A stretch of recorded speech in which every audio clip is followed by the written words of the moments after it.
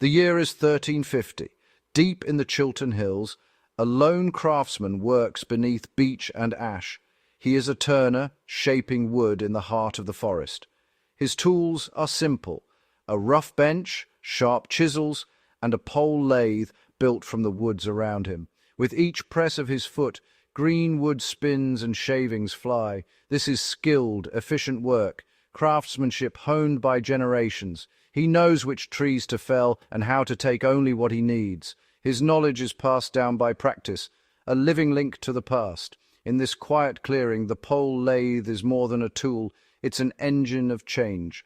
The objects he creates will shape homes and eventually an empire. Here in the woods, a quiet revolution begins. The pole lathe's genius is its simplicity. No metal gears, no external power, just wood, cord, and human effort. A springy sapling forms the motor, its cord wrapped around the billet and attached to a foot treadle. Press the treadle, and the billet spins forward for cutting. Release, and the sapling springs back, reversing the spin. This creates the lathe's signature back-and-forth motion and hypnotic rhythm. The entire machine can be built in hours from forest materials, costing nothing but time and skill. Before the pole lathe, shaping round objects was slow, painstaking work. Achieving a perfect cylinder by hand took hours. The lathe automated this, delivering speed and precision. It was perfectly suited to green wood, soft, wet, and easy to cut. The pause on the return stroke let the turner clear shavings and check his work, preventing jams. A tree could be felled in the morning and turned into finished parts by afternoon. No need for long seasoning. This efficiency transformed production, making mass manufacture of uniform parts possible. The pole lathe was a leap forward, marrying tool and material in perfect harmony. Its impact would ripple far beyond the forest. The craftsmen who mastered the pole lathe were called bodgers, skilled, semi-nomadic turners living in the woods. They bought stands of trees, built simple shelters, and set up their lathes right where the timber grew.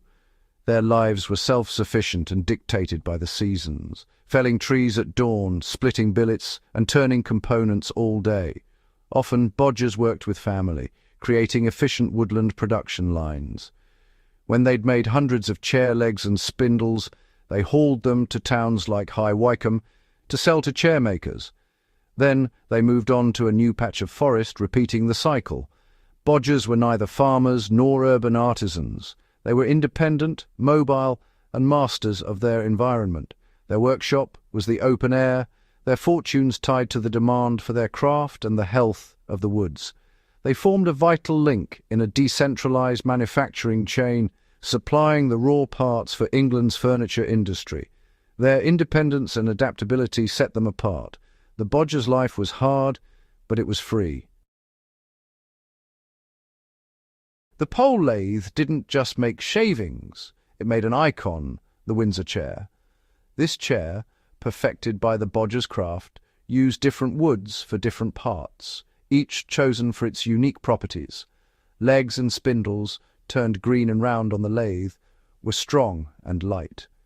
Chairmakers in town assembled them with kiln-dried elm seats.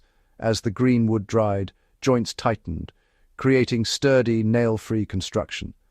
This method was ingenious, resourceful, strong, and efficient. The Windsor chair was the product of a rural-urban assembly line, with the bodger's work as the crucial first step.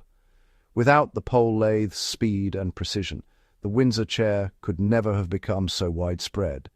Its design became synonymous with English country life, but its appeal was universal, comfortable, practical, and affordable. By the 18th century, Windsor chairs were everywhere, from farm kitchens to colonial mansions.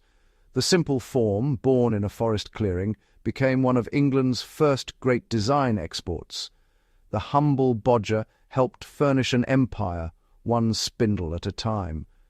The Windsor chair's legacy is rooted in the woods. The pole lathe and Windsor chair sparked an economic revolution. This technology enabled a decentralized rural industry, outside the control of urban guilds. Bodgers supplied a constant flow of cheap, high-quality parts, fueling towns like High Wycombe to become chair-making capitals. At its peak, the region produced thousands of chairs daily, thanks to the steady work of woodland turners. This system gave economic value to forests, encouraged sustainable management, and offered rural families a path to independence. A man with simple tools and skill could earn a living, free from landlords or harvests. The Windsor chair became a tool of empire, practical, durable, and shipped worldwide to furnish Britain's growing domains. From colonial offices to military barracks, these chairs became a symbol of English design and manufacturing. The revolution was quiet but profound, empowering individuals and transforming landscapes. The story of the pole lathe is one of grassroots industry and social change. Its impact reached far beyond the woods. The Bodgers' life was a lesson in survival, adaptability, and resourcefulness. They used what was at hand, green wood, local materials, turning challenges into advantages. Their pole lathes and shelters were built from the forest itself, requiring minimal tools and no supply chains. If something broke, they fixed it on the spot. Self-reliance was essential. Efficiency was key. They worked wood where it fell, specialized in one task, and minimized wasted effort. This specialization allowed the community to produce far more together than alone. Their nomadic lifestyle showed a deep understanding of sustainability, working in patches, allowing forests to regrow. They left a light footprint, ensuring resources for future generations. Like quiet warriors, their tactics were resilience, adaptation, and practical wisdom. The Bodgers' craft echoes the principles of survivalists and soldiers: adapt, use what you have, and work with nature. Their story is a blueprint for sustainable living and efficient teamwork. The lessons of the turner remain relevant today. In the woods, they mastered the art of thriving with less. The age of the bodger faded with the rise of steam and factory machines. By the 20th century, the woodland craftsman was a rare sight, replaced by industrial production. Yet the Windsor chair endures, a timeless design shaped by the pole lathe's capabilities. Its elegant spindles are a monument to the ingenuity of those who worked with green wood and human power. The pole lathe stands as a symbol of sustainable, zero-waste technology, centuries ahead of its time. Today, woodworkers and survivalists revive the craft, drawn to its simplicity and harmony with nature. The Bodgers' quiet revolution shaped economic history and furnished an empire. Their story reminds us that history is made not just in palaces, but in humble workshops and forest clearings.